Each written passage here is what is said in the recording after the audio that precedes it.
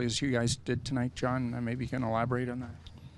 Yeah, obviously, really don't want to get into the hole we got into against any team, but certainly a team that's having the season like they are. We got to find a way to establish our game and grab some of that momentum back. As frustrating as it could be halfway through the game, we got to find a way to get our game going and execute better than we did.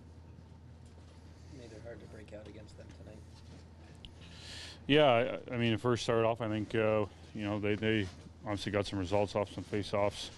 We didn't execute, obviously, some tips and whatever those happened. I mean, it is what it is. I think just our execution and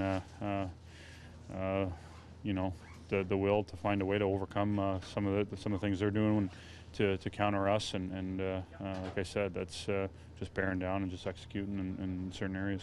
John, what happened on the shorthanded goal at the end of the second period there, where they seemed to have a 3-on-1 in your end?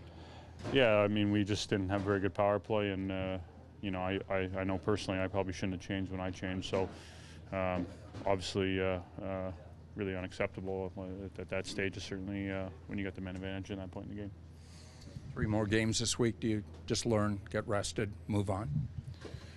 Well, I mean, we have to learn from, I think, today. I mean, obviously playing top team in the league, one of the team that we're guys here have seen for a long time. Obviously, the battles we've had this year and going forward, and this was a great opportunity for us. So I think certainly look ourselves in the mirror and look to bounce back and understand we have to be a lot better than we were today. You mentioned sort of finding that will to adjust in games to what's going on. Do you feel like that's something that was just tonight, or is that a pattern that you've seen with the group throughout the season?